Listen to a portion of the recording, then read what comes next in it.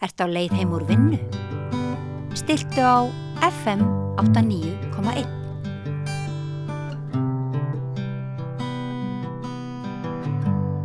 Þá er komið að heimsmálunum og eins og vanalega þá slægi á þráðinn til Bangkok þar sem að Hilmar Þór Hilmarsson, prófessor, er staddur.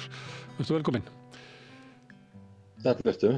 Það sem að hefur verið mest í fréttum í dag er að, ég veit ekki hvort það hafi lekið út svona plan Donald Trump að koma á friði í Úkraínu. Það reyndar ekki lekið út planið því að menn svolítið getur sér til hvað er í því en það sem að eiginlega er að það er verið að forma einhverja svona sambærilegt friðarplan, svo kallað, eins og Donald Trump setti á í Gaza en þessu sinni Úkraínu. Hefur þið tekist að glöggvað á því hvað er í þessu planið þeirra?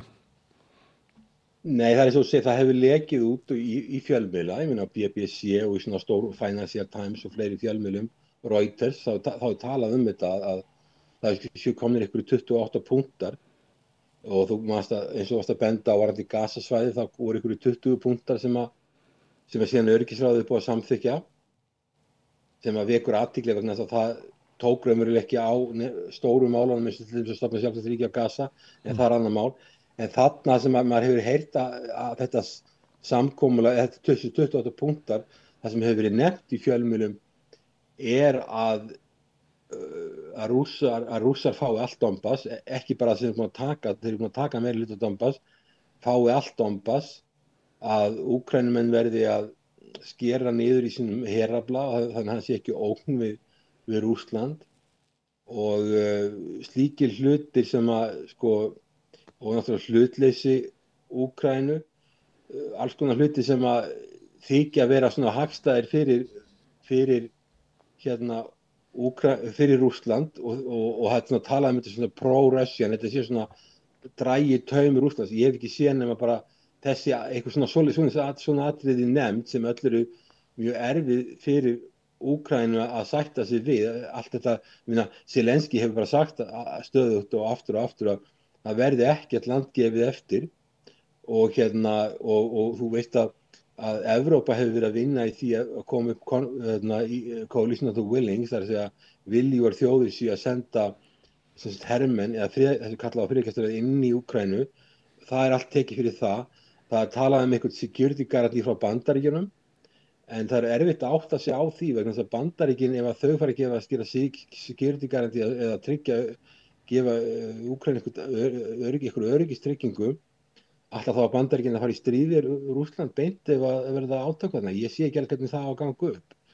Það er mjög hættulegt að Bandaríkin sé með svoleiðis tryggingu að stórveldi sé á móti stórveldi varðandi það mál, því þetta náttúrulega getur orðið mjög svona brotætt samkomulag og svo vekur athygli að Evrópusambandið eins og venjulega, Kaja Kallas í forystu, hún kemur og bara segir að þetta er gert sem án þess að tala við Evrópusambandið eins og ég skilði þetta á fréttum og að tala við Úkraínu sjálfa, stjórnvöld í Úkraínu, þau fá bara vitum þetta eftir og þetta er ég held ekki frá gengið og það er ekki búið að birta þetta formlega þannig að þetta er svolítið getgáturinn en stórir fjölmiðlar er að fjalla þetta í dag en hún bara segir það að það með ekki gera neitt nema Evrópa sé með en mann finnst að Evrópa er stimpla svo svolítið út en hún hefur bara sagt það að það er bara kalla að Pútín er bara að mæta til Haag og láta yfirheyra sig og láta svo loka sig í fangilsi, eitthvað svoleiðis Það er hennar lausn á þessu máli og í mínu dómi er hún algjörlega óhæf til að gegna þessu embætti og þetta er alveg sorglegt fyrir Evrópusambandið á svona erfiðar aðstæður að vera með manneskju sem hana sem hvernig þetta semja þessar aðstæður og hún vill vera með í þessu og svo náttúrulega Úkraína sem hefur sagt að þeir vil ekki gefa neitt eftir þannig við eigum eftir að sjá hvað gerist þetta verður birt og náttúrulega Úkraína hefur ekki sýnt á spilin hvað hún sé tilbúin að gefa eftir eða hvort það sé einhvað eða þetta vill ekki kannski sína á spilin nema þegar hann lengra er komið en það er hansi hætt við því að hann verði með þau viðbrögð það verði ekki hægt að semja, hann virðist trúa því að Bandaríkin eigi upp í erminni einhverja hluti sem að geti bara beitt Rússland þannig að Rússland myndi bara fallast á ósigur eða eitthvað slíkt. Hann er alltaf með einhvern veginn þá hugmyndir að Bandaríkin eigi svona eitthvað tromp eða eigi einhver svona spil sem að muni bara breyta allir í stöðunni. Svo á sama tíma þetta að gerast, þá eru Svíar að bjóða Zelenský til því það talað sko að herinn í Úkraínu eins og hann eigi verið eftir að það ekki verið að biðja að herinn í Úkraínu verið þurrkaður út eins og á Gazasvæðinu þar sem að Ísraelar vilja bara afvopna Hamas alveg. Þá talað að hann hafi það sem kallað defensive capability, það getur verið varnarlið en ekki sóknarlið. Og svo eru Svíar að tala að selja 150 Gripen-þotur til Úkraínu, það veit einhvern veginn hvernig á að borga fyrir þær, og svo og afhendingartími ekki alveg ljós og hérna einhvers staðar sá ég það ekki afhendar fyrir eftir að stríðinu líki, ég veit ekki hvort það er rétt. Svo eru forseti Frakklands að bjóða sig að selja 100 orrustuþotur til hérna Úkraínu. Þannig að Evrópa í þessum gír sko, selja 250 orrustuþotur til Úkraínu og þetta ekki defensive. Orrustuþotur ekki litið á 250 orrustuþotur verður ekki litið á þar sem er defensive varnarlið, þetta verður litið á sóknarlið.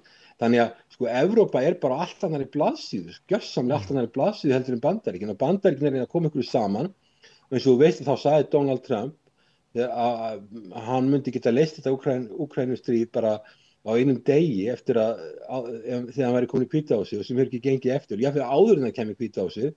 Þannig að hann virðist líta á það að hann sé undir pressu að leysa þetta, en maður bara heyri viðbrögðin í dag frá Evrópusambandinu, frá Kaja Kallas og frá Zelenský að þar ennþá þessi stefna að það ekki að gefa eftir, og ég held að það að Bandaríkin að semja ef þetta satt þess að láta allt Donbass á hendi, það mjög mikið fyrir Úkraínu að gera það vegna þeirra auðlinda sem þar eru, svo mikið af innaðsvæði sem þarna láta hendi þessi svæði þarna er mjög erfitt fyrir þá að þetta endurspegli mat Bandaríkjanna á stöðunni á vígvellinum. Ég held að geri það því að ég held að það sem Bandaríkjamenn munu setja á blað eitthvað sem þeir telja raunhæft miðað við hvernig þeir meta stöðuna á vígvellinum. Ég myndi halda það væri það sem þeir gera.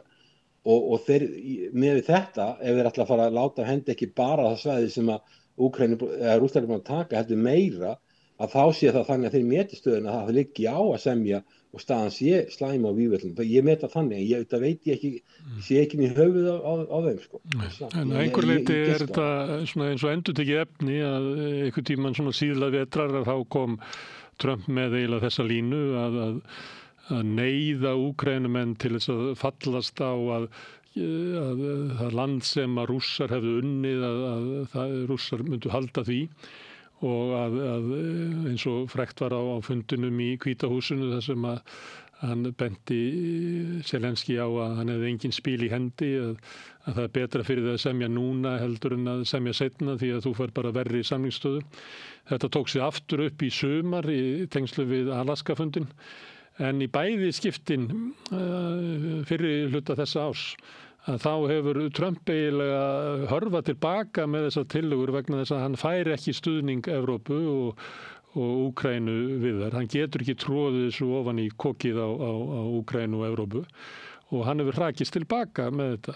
Af hverju heldurðu að Bandaríkjamenn telji sig að þeir geti náð þessu í gegn núna, það sem gátu ekki síðla vetrar og ekki mitt sumar?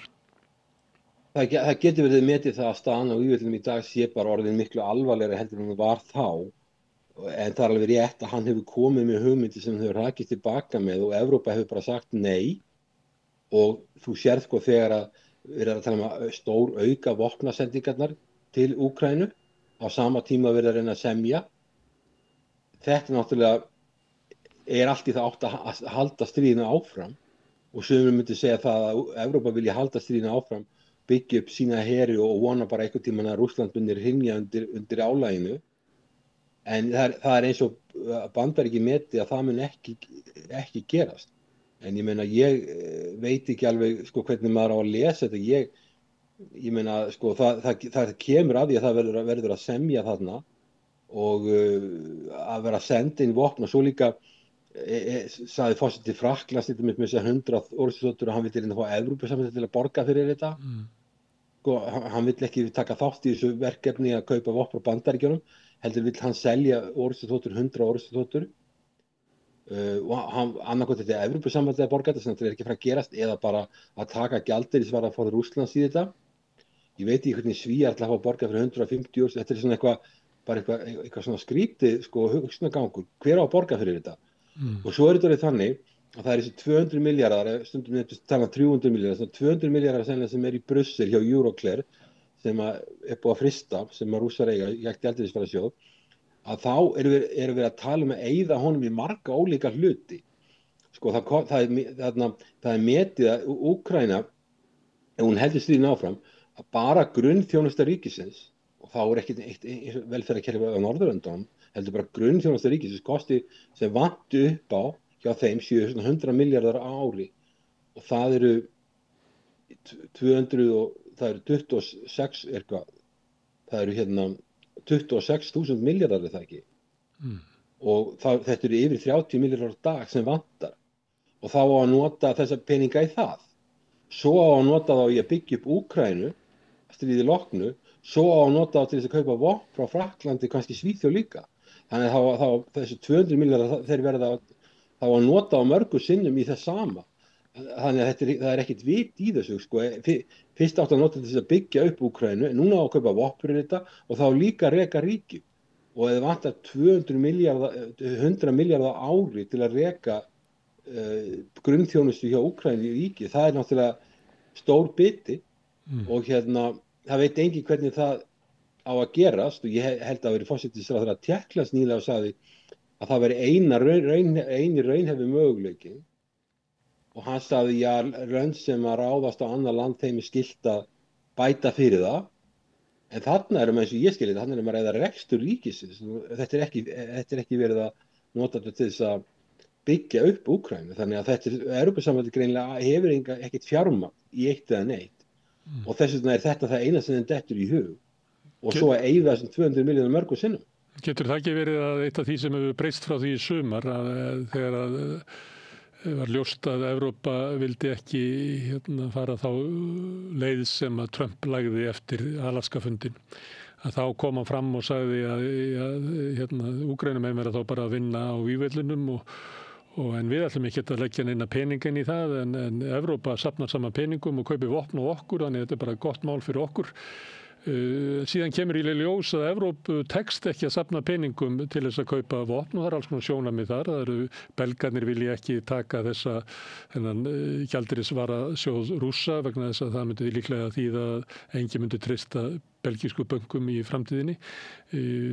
Forseti Frakklands bendir á að ef við erum að safna peningum þá sendum við ekki til Bandaríkina heldur ættu við þá að nota til þess að byggja upp hergagnaiðnað hér í Evrópu og þannig að þegar það svona á reynir þá kemur í ljós að það er engin eiginlega til í að úr því að það er ekki hægt að bara stela peningunum eða hvað við má orða það, sækja peningana sem að Rússarnir eiga í Belgíu, að þá kemur í ljós að það er kannski ekki tilbúin í því að safna peningunum til þess að reka þetta stríð áfram þegar að Bandaríkjamenn hafa dregið sína aðstoð tilbaka. Og þá er kannski Evrópuleiðtogarnir byrjar að tala við Bandaríkin með öðrum hætti heldur við gera kannski opinberlega við okkur að það er bara komið í ljós að þessi hugmyndum að Evrópa haldi stríðinu áfram fyrir eigið afl að hún bara gengur ekki upp. Jú, en Kaja Kallas tala bara það að ekki það gera neitt nema að Úkraína hún vill ekki gefa neitt eftir og það er hún er frá Íslandi og þessi lönd hugsa svo þau eru með austurhéruð sem eru Rússar sko, meiri hluta, Narva í Íslandi og síðan Latgale í Lettlandi, það er minna í Litháen, að hún er bara svo ef við gefum eftir í Úkraínu eitthvað land, þá erum við að gefa út ávísun á það að þessi lönd missi eitthvað líka. Að vísu er munurinn á Úkraínu og þessu löndum að þau eru í NATO en Úkraínu ekki. En það, ég myndi efast þá sko Bandaríkin myndi aldrei fara í beint stríð við Rússland út af þessum löndum og aldrei fara í kjarnorkustríð. En ég meina, það sem gerist á það að Trump, hann var vild í málamiðlun, hann má vilja það nokkru sinnum eins og þú varst að benda á. Og þá var sagt nei, engin málamiðlun og Úkraína bara tekur allt land tilbaka. Þá fór hann bara í þann gír að segja, Úkraína getur unnið þetta stríð með aðstoð Evrópusambandsins. og hann gerði það sami tollana á Rússland og hérna á Kína og Indland. Hann sagði hérna, ég skal leggja á tollana sem þið að tala en þið skulle byrja fyrst. Og auðvitað vill Evrópa það ekki. Þannig hann velti báðu yfir á Evrópu. Og náttúrulega Evrópa ekki til í að leggja þess að tolla á Kína og Rússland sem þið vilja Bandaríkin gerðu. Og svo Evrópa hefur ekki burði til að kaupa þessi vopn fyrir Úkraínu frá Bandaríkjunum og stórt land eins og Frakkland vill það ekki. Þeir eru með sjálfur með sin hergagna og þeir vilja græða sjálfur og þess vegna vilja þeir að Evrópusambandi kaupi 100 orrustuþotur af þeim og afhentu Úkraínu. Þannig að þetta eitthvað óalega skrítið. Ég var að hlusta, má kannski segja þetta á svona virðulegri stöðin. Ég var að hlusta á Robert Skidelski sem heimsfrægur maður sem skrifaði ævisögu John Maynard Keynes og hann sagði bara einhvern tímann okkur í tímabúti í viðtali það eins og þessi menn hafa engan heila, hafa ekki einhvern heila þessi menn. Við erum að reyna að skilja hvað að gerast þarna og maður bara einhvern veginn átt að segja ekkert á því hvernig þetta á að ganga upp. Sko, fjármálalega sig gengur þetta ekki upp, hernaðarlega sig gengur þetta ekki upp, samt á að halda þessu áfram og svo þegar Bandaríkin koma með einhverja málamiðlunartillögu þá henni ítt úr það borðinu. Putin hefur sagt að hann vilji ekki neina friðargæsluliða frá NATO hérna inn. Þeir heimta það áfram og forsætisráðherra og Bretlands vinnur í því. Ég meina það voðalega erfitt að átta sig á því hvernig þess vegna held ég miðað við þetta sem hann að segja að þetta ekkert vitrænt og þessi Robert Skidelski hann í House of Lords í Bretlandi þessi viðurlegur maður, frægur maður í House of Lords og að miðað við þetta þá sé ég ekkert fyrir mér að það sé neitt, ég átti að sjá alla þessa punkta að þetta gangi upp, þetta endar sennilega með því að verður svona frozen conflicts í Norður- og Suður-Kóreu landamærin mun einhvers staðar stöðvast. Ég býst við því að Rússar muni vinna að taka meira land heldur en þeir eru búin að taka núna og þessi landamæri verði ekkert viðurkennd af Vesturlöndum, ekki Evrópusambandinu, ekki NATO og ekki Vesturlöndum, þá á ég við lönd eins og Japan og Suður-Kórea sem eru í Vesturlandamegin eða Ástralía mun ekki viðurkenna þessi landamæri en þau verða samt þessi Rússar muni lýsa við þessi landamæri. Mörg lönd muni kannski ekki segja neitt þetta, ég býst við því að Tæland og Víetnam og slík lönd muni voðalega lítið segja og ekki neitt þetta en það muni einhver lönd viðurkenna þetta og Rússamegin eins og Hvíta-Rússland og einhver önnur lönd en það endir þannig, ég sé ekki fyrir mér að þegar við erum að tala þetta þá þetta allt svo einhvern veginn þannig að Evrópa allt annarri blaðsíðu heldur en Bandaríkin og það líka segir sína sögu að Bandaríkin skuli vera alltaf að tala þetta og reyna að búa til einhverja punkta og einhvert samkomulag, einhvers konar niðurstöðu og aldrei hafa Evrópu með og hafa heldur ekki Zelenski með. En það eins og þú varst að benda á að raunverulega þá geta Bandaríkin ekkert tróðið þessu ofan í hálsinn á Úkraínu. Úkraína sjálfstætt ríki og þannig að hún mjög illa farin og illa stödd en það verður ekkert samkomulag nema Úkraína sé með. En það voðalega erfitt átt því hvernig á að vera samkomulag ef annar aðilinn að krefjast þess að við ekkert landlegt af hendi og hinn að tala að taka mikilvæg svæði af Úkraínu, hvernig ætlar að finna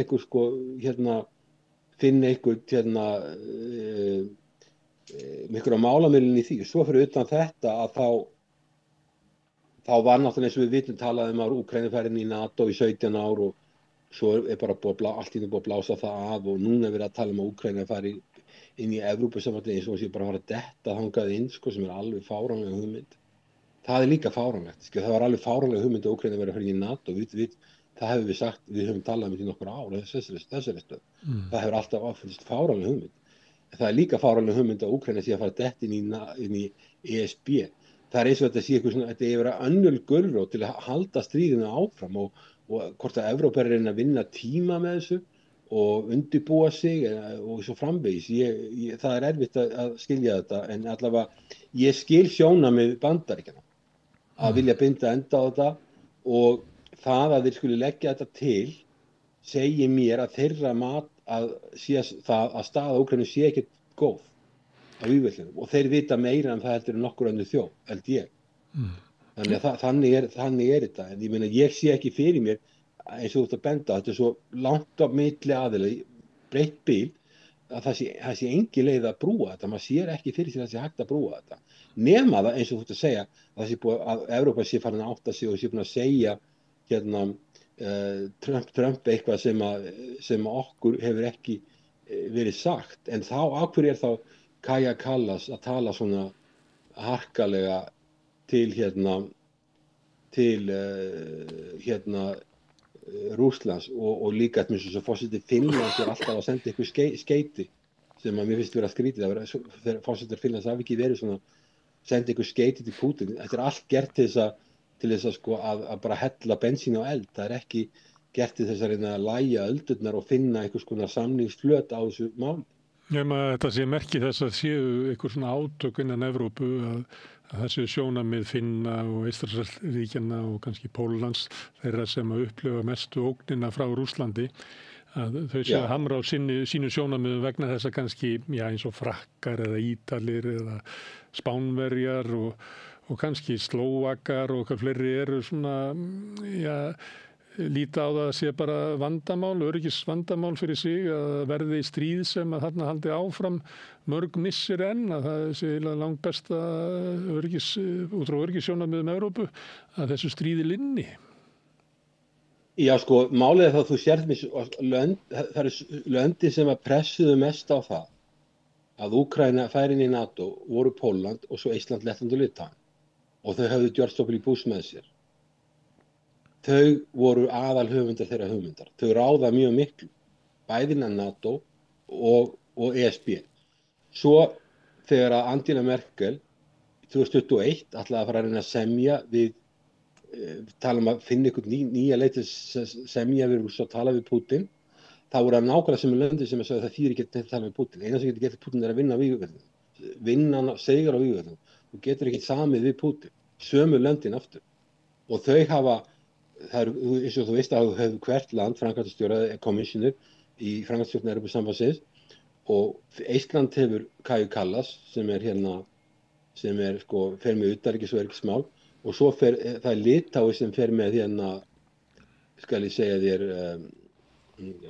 varnarmálin fyrir ESB og svo efnahagsmálin þá það Valdis Dombrovskis sem var forsætisráðherra Lettlands og maður sem ég kannast við vegna þess að þegar ég var vinn í Alþjóðabankanum þá var hann ekki orðinn fjármálaráðherra, hann var embættismaður í fjármálaráðuneytinu og ég talaði við hann, ég fór með hann til Washington, við fórum með námskeið og í Washington þeir vorum að vera að vinna efnahagsáætlun, 4 ára efnahagsáætlun fyrir Lettland, ég veit alveg hver hann en hann lenti í því að vera í kreppunni 2008, 2009, þá var hann forsætisráðherra og landið var fyrir gríðarlegum áföllum, það var verið að loka sjúkrahúsum og skólum og lækka laun kennara og heilbrigðisstarfsfólks fyrir kannski 40% og eitthvað svona, eitthvað sem það aldrei gengið upp á Íslandi. Það hefði orðið allt orðið kolbrjálað. Miklu meir en búsáhaldabyltingin, það hefði verið miklu alvarlegra því við vorum að hafa verið að skera allt niður. Á sama tíma og hann var að gera þetta, þá var verið að senda hermenn og kaupa vopn til að senda til Afganistan, til að hjálpa Bandaríkjunum. Þannig þetta fólk hugsar ekki eins og við. Sko. Það var hægt að kaupa vopn og senda hermenn, Eystrasaltsríkin gerðu þetta, bæði í Íraksstríðinu 2003 og svo í Afganistanstríðinu sem stóð frá 2001 til 2021. Þá var hægt að senda hermenn og kaupa vopn á meðan það var ekkert að reka skóla og sjúkrahús. Þannig að þetta fólk er með allt öðruvísi forgangsröð en við og það upplifir mikla ógn.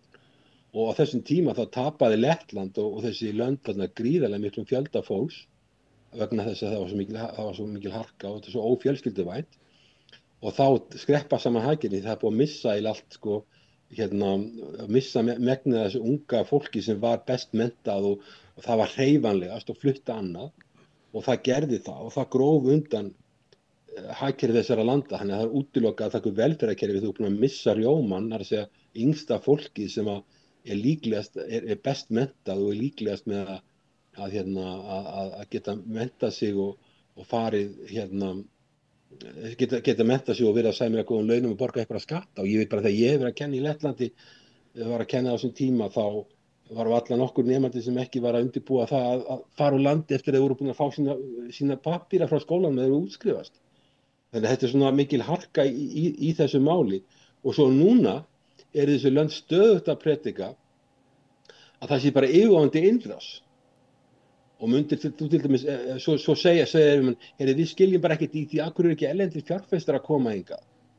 Ef þú ert erlendur fjárfestir og þú ætlar að fjárfesta einhverja verksmiðju sem á að starfa í 10, 20, 30 ára eða eitthvað, ætlar að fara að gera það ef að stjórnvöld eru að tala um það eftir nokkur ár verði allsherjar innrásin í löndin. Eða ef þú viltu búa í þessum löndum, ef þú heldur að ég myndi ekki vilja eignir í þessum löndum, hvorki fasteign, íbúð eða hús eða neitt. En það er stöðugt verið að predika innrás. Og þessi lönd náttúrulega eru mjög hrædd og þau hafa sterka stöðu innan Evrópusambandsins. Mjög sterka stöðu. Þau eru með 3 kommissionera sem eru mjög mikilvægir og miðað við hvað löndum með samtalsskiptum með 6 milljónir. Ég meina, sko, þetta er bara brota hagkerfi Svíþjóðar. Svíþjóð hefur bara 1 kommissioner í Evrópusambandinu. Þau hafa þessa 3, hafa mikið völd, þau eru mjög hrædd sem er skiljanlegt af sögulegum ástæðum, ég skil það vel, en það er ekki, sko, þú byrjar ekki samninga fyrir við Rússland með því að segja, heyrðu hérna, ok, þú bara mætir yfirheyrslu og svo bara verður lokaður inni. Og það er bara byrjunin, skilur við. Svo þarf að fara að semja. Svo þarf að brjóta Rússland upp í smáar einingar, ok, hvað ætlar að gera við 6.000 kjarnorkuvopn sem eru í landinu, þá þeir leyfa þeim bara að fara ferðast heiminn. Ég meina, ég skil ekki, skilur við, þetta er svolega erfitt átt að sjá þessu, en það er þessi harka og vegna þessara hörku sem ég sé og vegna þess að ég verið í fara til þessara landa í 30 ár, fyrst sem aðstofamaður utanríkisráðherra, síðan sem starfsmaður Alþjóðabankans í 4 ár, aðstofamaður utanríkisráðherra í 4 ár, síðan sem starfsmaður Alþjóðabankans í 4 ár og síðan í 20 ár hér sem prófessor, kennari, að ég sé ekki fyrir mér, sko, neina mögulega samningsfleti nema ef að staðan vil versna svo mikið að Úkraína neyðist til þess að semja og þá er það bara uppgjör, sko. En við erum ekki komin þangað ennþá, en það er hugsanlegt að Bandaríkin séu farin að óttast það, sko, að þau selji að þetta sé ekki voða langur tíma eftir. Úkraína hefur sýnt töluvert mikla þrautseigju í þessu stríði. Það er ekki að neita því þetta er á 4. ár að vísu hafa verið fengið alveg óbáslega mikla aðstoð frá NATO-ríkjum sem eftir allt frekar rík lönd, sérstaklega Vestur-Evrópuríkin og Norður-Ameríka, rík lönd og hafa gert mjög mikið, þannig að auðvitað hafa þau lagt mikið af hendi til þess að Úkraína haldi þó því sem hún er með, en hérna það er alveg spurning hvort að staðan sé komin upp að Bandaríkjamenn sjáu fyrir sér að þetta sé orðið mjög hættulegt og mér finnst, sko, að það samkomulagsdrögin sem þeir koma með held ég að endurspegli hvað þeirra mat er á vígvellinum, hvernig staðan er. En mat Eystrasaltslandanna, svona út frá öryggishagsmunum er það að víglínan í Úkraínu sé eiginlega víglínan þeirra öryggi, að ef að Rússar fá það land sem hafa unnið þá munu þeir líklega að tapa sínu eigin landi og þetta er bara byggt á sögulegu mati og ekki þetta að finna að því að þetta er ríkjandi tilfinning í Eystrasaltslöndunum, mögulega í Póllandi og jafnvel í Finnlandi. En Íslendingar, þeir hafa eiginlega tekið afstöðu að standa með þessum sjónarmiðum, að þeir hafa eiginlega, þetta er líklega herskáasta armurinn inn í NATO og ég var nú að geta mig til að kannski væri komin annað hljóð í Spánverja, Ítali og maður svo sem séð það oft á þessum fundum að það eru flokkatrættir inn í NATO og ólíkt öryggismat.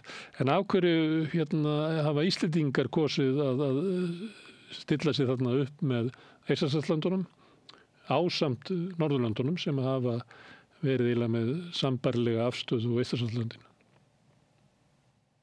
Já, það er góð spurning, sko. Við gá að því það er, sko, norrænt samstarf á sér langa sögu og norrænir ráðherrar eru að hittast. Og svo er komið þetta sko NB8, Nordic Baltic 8, þar sem norrænir ráðherrar hittast og þá koma Ísland, Lettland og Litáin inn.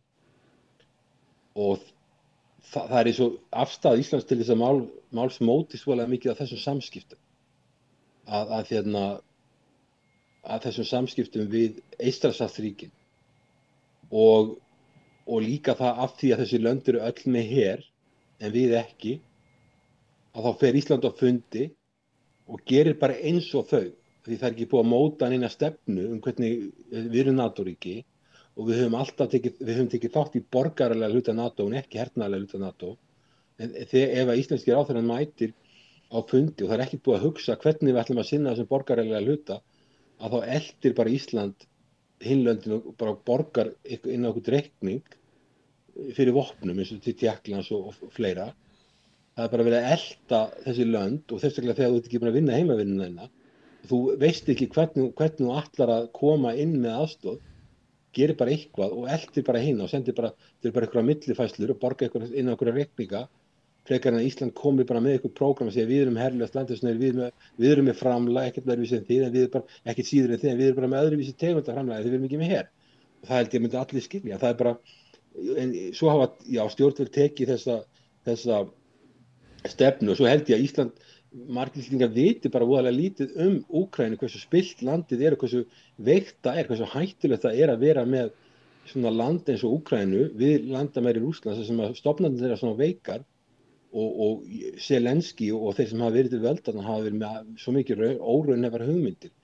Og þú getur ímyndað hvað við getum verið þakklátt fyrir Finnland. Finnland er með austurlandamæri við Rússland, 1300 km löng, að hvað þeir hafa spilað skynsamlega, það hefur ekki verið stríð þar síðan í seinni heimsstyrjöldinni. Við skulum gá að því þeir töpuðu þetta í 10% af sínu landi í seinni heimsstyrjöldinni. En þeir hafa spilað mjög skynsamlega, þeir læðast inn í Evrópusambandið án þess að sé sko mikið verið með einhverjar ögrandi yfirlýsingar. Rússland var þá mjög veikt og var á móti þessari ESB aðild. Þeir læðast bara við hliðina á Svíum inn í Evrópusambandið, héldu varla nokkur blaðamannafundum, þetta var allt gert mjög hljóðlega og þeir Finnar hafa verið þannig þá hvernig núna komin forseti sem alltaf vera í fjölmiðlum og alltaf vera að segja eitthvað sem held ég að sé ekki alltaf gagnlegt.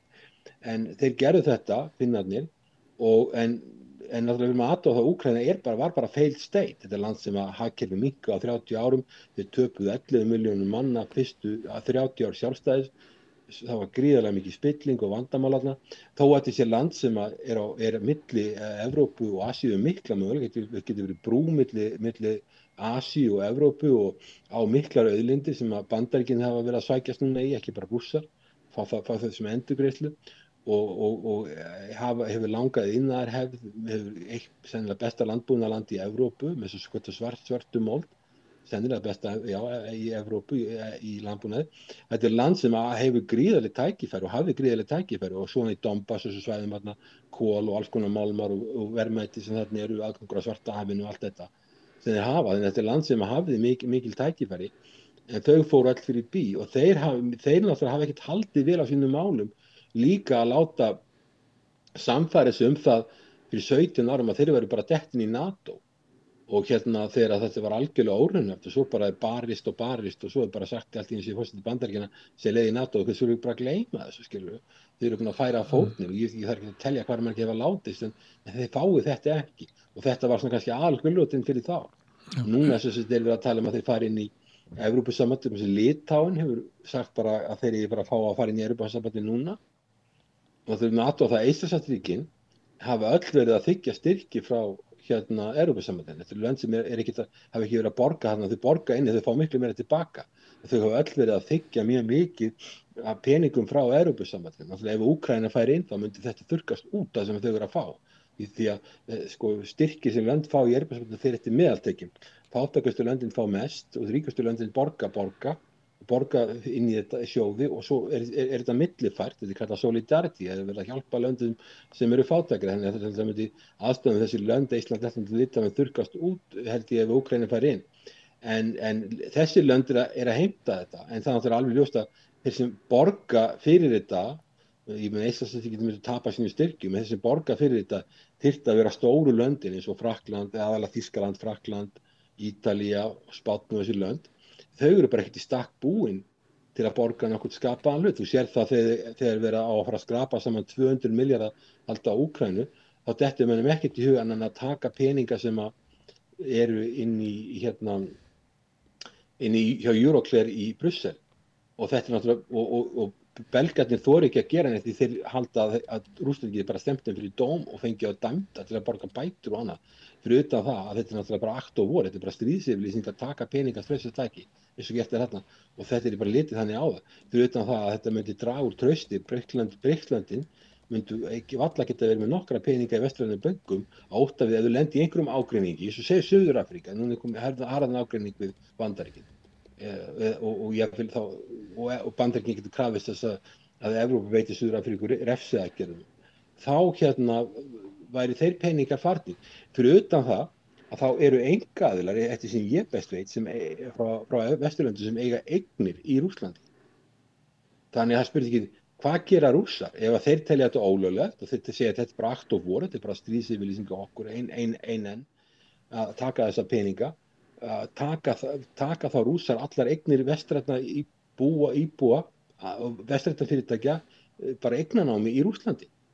Þetta er mjög flókin staða. Og svo fyrir utan það að það á að eyða þessum peningum mörgu sinnum í marga ólíka hluti. Þannig að til þess að eyða þessum peningum mörgu sinnum þá þetta helst að vera 1000 milljarðar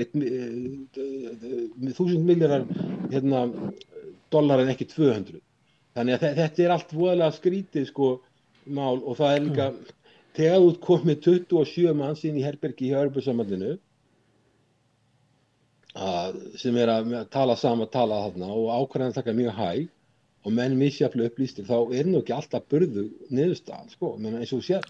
Maður skilur þetta ekki, því að þetta Evrópa er vagga menningar í heiminum og maður er alltaf einhvern veginn, og það eru góðir skólar í þessum löndum og það er fullt af fólki sem hefur hæfileika og alls konar hluti sem hérna eru, þetta er alveg sem að hefur verið mest nýsköpun í heiminum og lönda eins og það sem ég er í Austur-Asíu og Asía og gríðarlega mikið að þakka þessum löndum, hugmyndum frjáls viðskipti og tæknibreytingar hafa komið frá Evrópu, Vesturlöndum hingað og gert mörg lönd hérna miklu ríkari en voru sem var áður fátækt.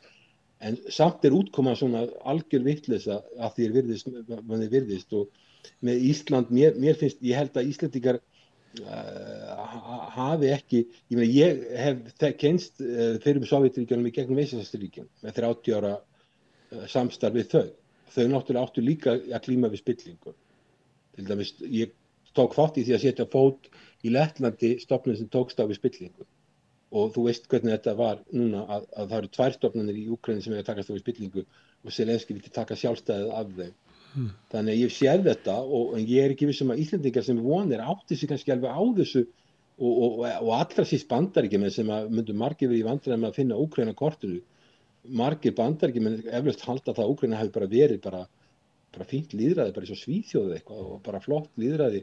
Þetta var allt öðruvísi. En það auðvitað réttlæti það ekki að þú ráðist á fólki og bara drepa það. Má ég að spyrja einu, Hilmar, að því að þú varst að tala þarna til þess að finna að þeir hafa verið læknir á því að hegða sig með þeim hætti að ögra ekki erfiðum nágranna í austri. Og þá er náttúrulega verið að vísa til Sovéttímans. Og Finnarnir sögðu nú einhvern tímann að þeir ekki farið með utanríkisstefnu þar sem þeir væru góðu vinir allra en bentu svo til Svíþjóðar að þeir var að reyna að vera óvinir allra. Ég veit ekki hvað var hæft í því en það var svona var rætt þetta að það væri svona sérstök aðferð sem að Finnarnir notuðu í utanríkis málum til þess að ögra engum og geta byggt upp sitt góða samfélag í friði.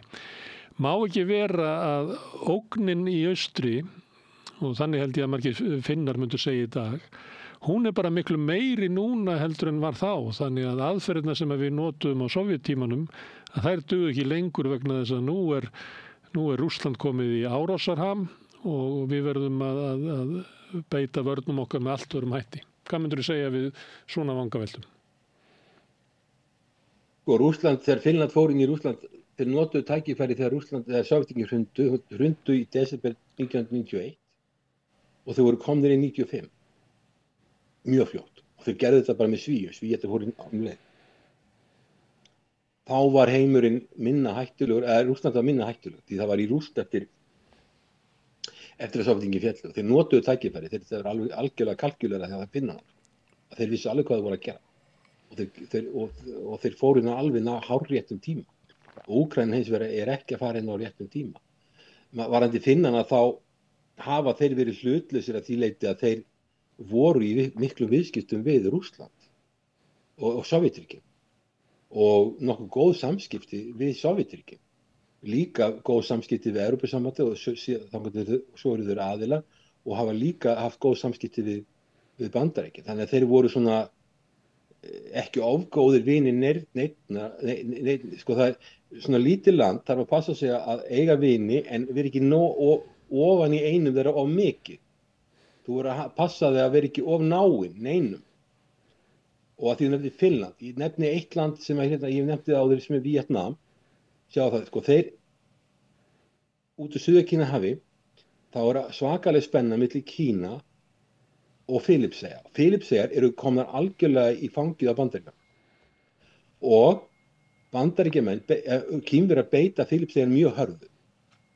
Það eru árekstrar á varðskipum, sprauta yfir það með háþrýstidælum. Það eru spennu átök milli Filippseyja og Kína, af því að Bandaríkin eru með Filippseyjar í fanginu, herstöð og svo framvegis. Víetnamarnir, þeir eru ekki með valda herstöð og enga herstöð. Enga erlenda hermenn. Þeir, hvað gera Kínverjar? Nú eru Víetnamar að byggja eyjar út allt Suður-Kínahaf, svona gerfi eyjar og setja herstöðvar, búnað og herbúnað á þessa staði.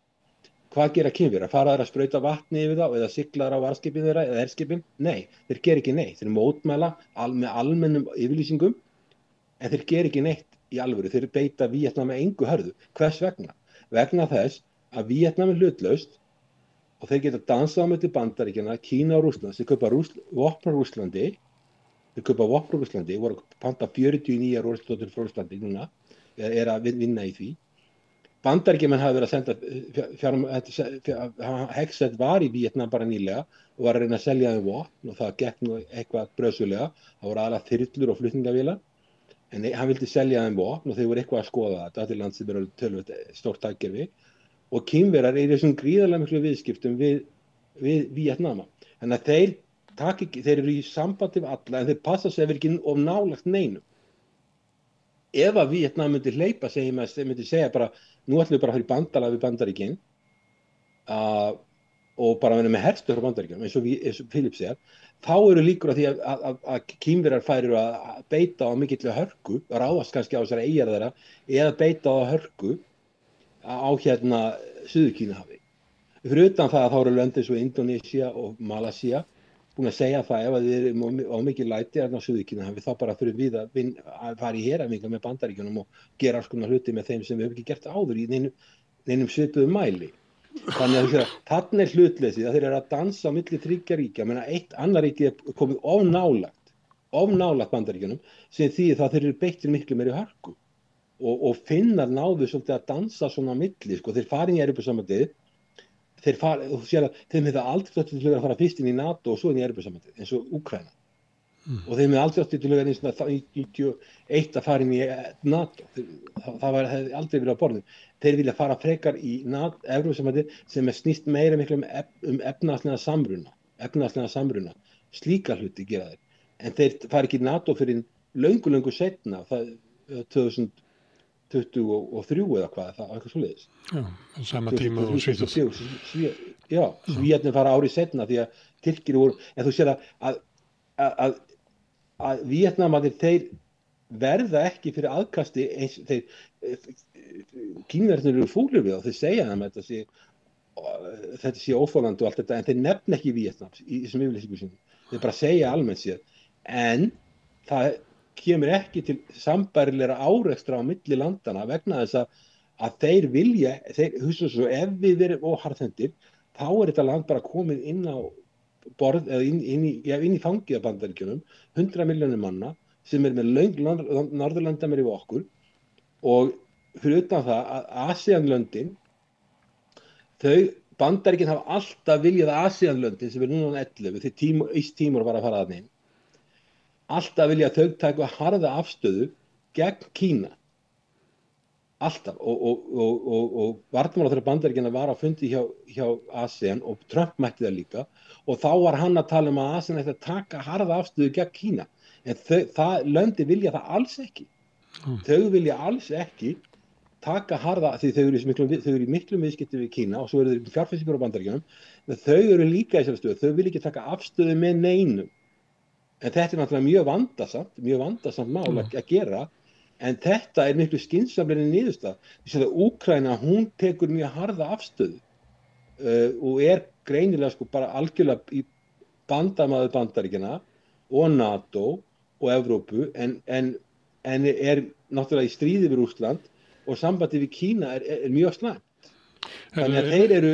Hilmar, má ég spyrja það einu, að því að ég hef tekið eftir því á Facebook að þá varstu að tína til svona í hverju stuðningur Íslendinga við Úkraínu væri fólginn, og þetta nú komið fram oft í undirskriftum og yfirlýsingum íslenska stjórnvalda að við varum að verja svona miklu og ætlum að auka stuðningin tvöfaldan og hitt og þetta.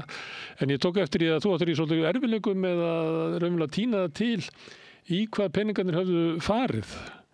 Og þegar maður sá listana sem að þú varst að birta, að þá þetta svona, svolítið svona dittin og dattin út úr kvippin og kappin eins og einhvern veginn var sagt.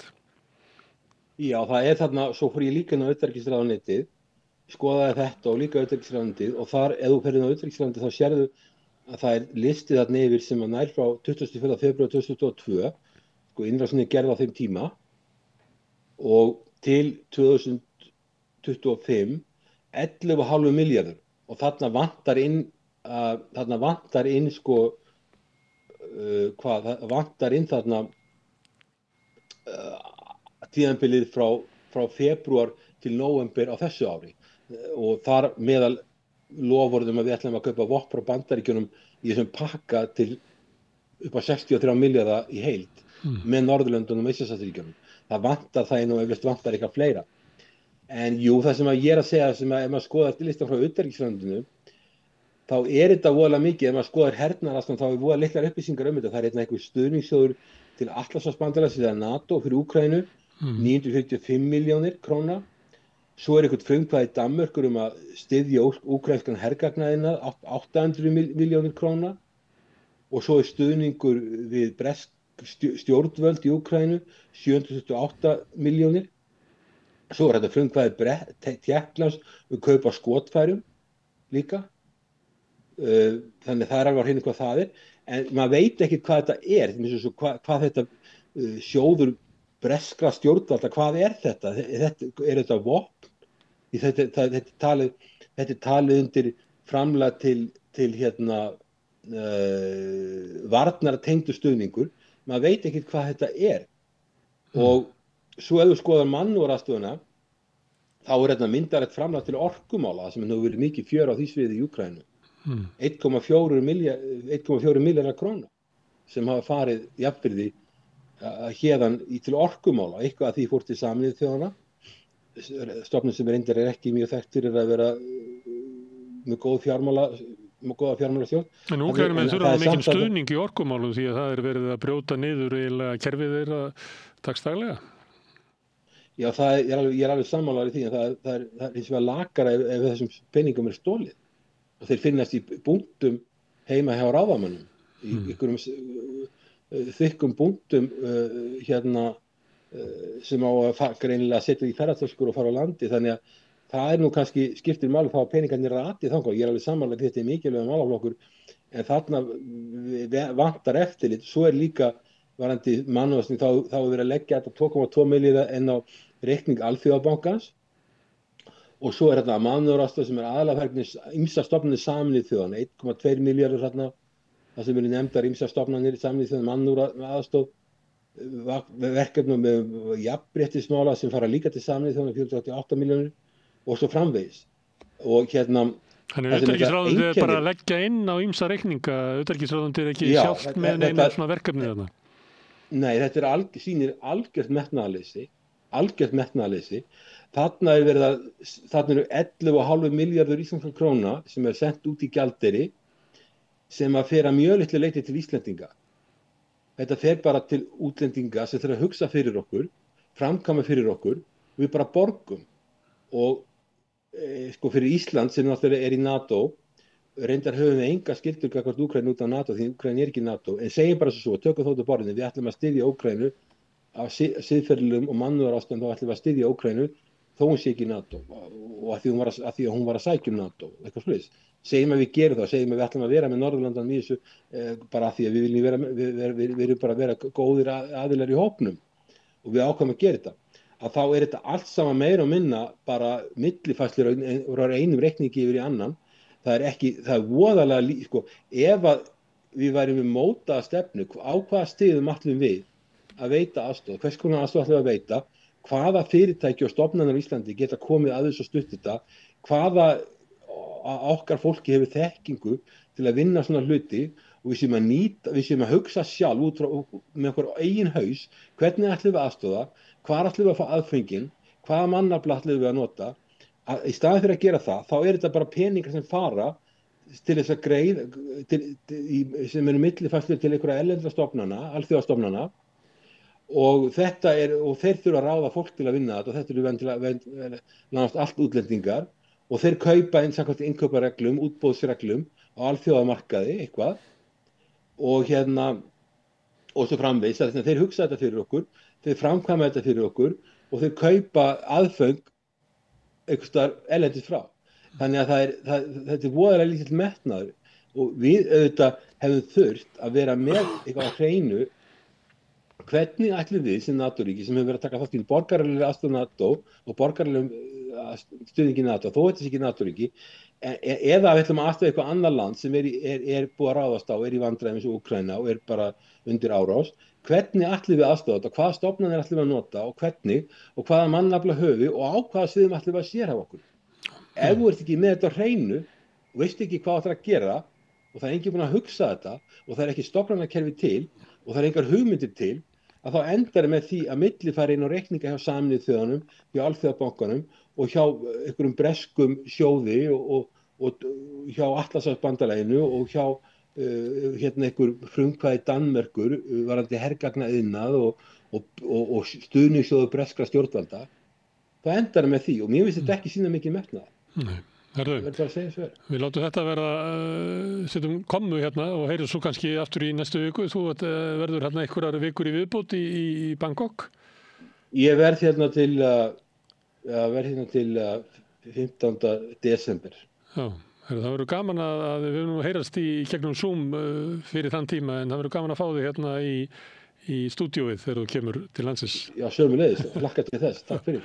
En við látum þetta vera gott í bili en við ætlum að ekki hætta við rauðaborðið, við ætlum að snúa okkur að allt öðrum málum hér eftir augnablik.